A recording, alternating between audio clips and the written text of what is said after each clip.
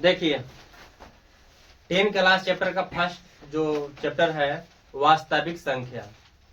वास्तविक संख्या में क्या है, वास्तविक संख्या के बारे में जानना है। वास्तविक संख्या क्या होता है, परिमेय संख्या क्या होता है, अपरिमेय क्या होता है, पूर्णांक क्या होता है, पूर्ण संख्या क्या होता है, ये सब हमने अभी तुरंत वीडियो में बताया।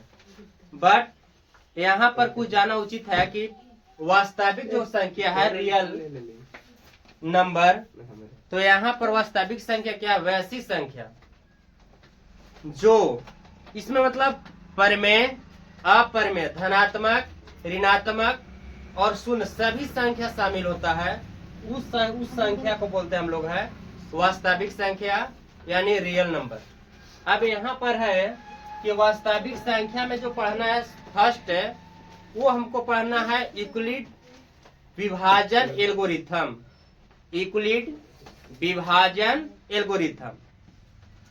बट यहाँ पर देखिएगा यूक्लिड विभाजन एल्गोरिथम क्या है, एक वैज्ञानिक है, इसने अपना एक तथ्य दिए और इसने एक दिए इक्वेशन यानी a बराबर BQ प्लस R। इनको नाम है क्या, यूक्लिड विभाजन यानी यूक्लिड नाम है। तो अपना आधार पर बोले कि मैं अपना आधार पर रखता हूँ यूक्लिड विभाजन एल्गोरिथम। इसी के सहारे आपको वास्तविक संख्या में पढ़ना है। देखिए पहला है यूक्लिड विभाजन एल्गोरिथम। यूक्लिड विभाजन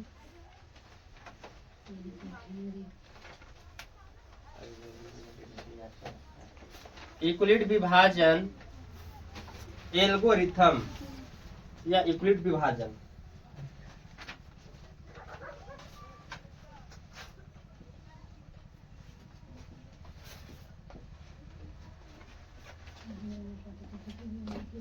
यूक्लिड विभाजन एल्गोरिथम। देखिए यूक्लिड विभाजन एल्गोरिथम क्या है, यहाँ पर आपको से पूछा जाएगा कि यूक्लिड विभाजन एल्गोरिथम क्या है, तो आपको एक ही बताना है सिंपल में।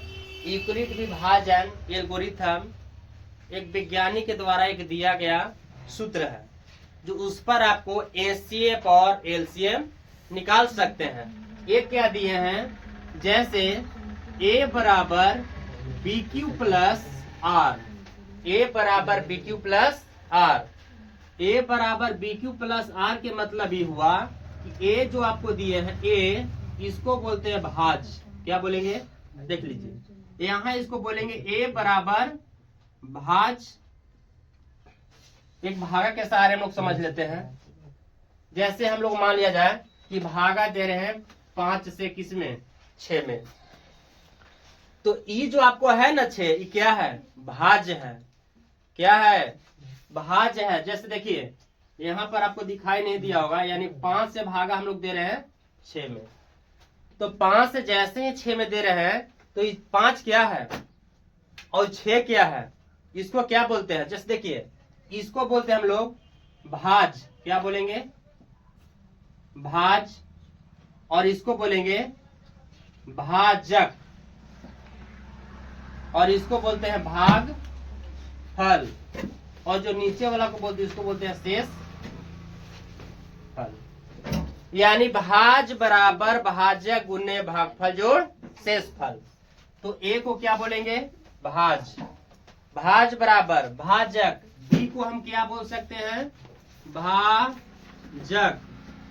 और क्या, क्यू को भागफल, भागफल। और आर को बोलेंगे शेष फल। बहुत आसान से समझ सकते हैं। ए को बोलेंगे भाज, बी को भाजक, क्यू को भागफल और आर को शेषफल। देखिए यहाँ पर ए भाज, बी भाजक, क्यू भागफल और आर, देखिए आर यहाँ पर देवे किया शेषफल, आर आपको होगा शेष फल। यानी क्या बोलेंगे, भाज बराबर भाजक गुने भागफल और प्लस क्या शेषफल। समझ में आया? देखिए, भाज बराबर भाजक गुने भागफल प्लस शेषफल। ए को क्या बोलेंगे? भाज, बी को भाजक, क्यू को भागफल और आर को शेषफल। अभी एक हम भाग के सहारे समझाए आपको, भाग के सहारे समझाए कि 5 और 6 है, तो यहाँ पर कैसे भाज, भाजक और भागफल को समझ सकते हैं फिर देखेंगे। देख लीजिए, जैसे भाग का ही है आपको चिन्ह, तो भाग का एक होता है बटे के रूप में, वो भाग नहीं लिए आपको, इस भाग को लिए हैं। जैसे मान लिया जाए कि हम 12 से भाग दिए हैं 131 में, ठीक है। तो आप यहाँ पर ये ध्यान दीजिएगा कि 13 में कितना लगेगा? बोलिए, 12 लगेगा, यानी कितना बार में लगेगा? एक बार में लगेगा ना। घटाएंगे कितना आएगा? एक में से क्या कटपुट या शून्य भी लिख सकते हैं, फिर कितना उतरेगा? 1। तो यानी 11 में तो 12 नहीं लगा सकते हैं, बट यहाँ पर हम समझने के लिए एग्जाम्पल लिया क्या है कि इसमें भाज कौन होगा? तो भाज आपको ए होगा। भाज कितना? 131। तो भाज बराबर भाजक, यानी जिससे हम क्या करते हैं? जिससे हम भाग देते हैं, जिससे हम भाग देंगे वो क्या कहलाएगा? भाजक।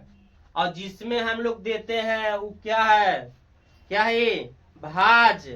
और जितने बार वो लगाया जाता है वो क्या होता है? भागफल। और जो बचता है वो क्या होगा? शेषफल। फिर समझिएगा, जिससे हम लोग भाग देंगे वो क्या होगा? बोलिए, भाजक। भाजक होगा ना। और ये तो आपको भाजन है जी, जिसे हम लोग भाग देंगे वो होगा भाजक। और जिसमें हम लोग भाग देते हैं, इसमें ना देते हैं, ये क्या हो जाएगा? भाज। और जितना बार में लगाया जाता है उसको क्या होगा? भाग फल। और जो बचता है उसको क्या बोलते हैं? शेष। अब समझ में आया आपको? कैसे बोलेंगे? भाज, भाजक, भाज, भाजक, भागफल, शेषफल। यानी ए बराबर BQ प्लस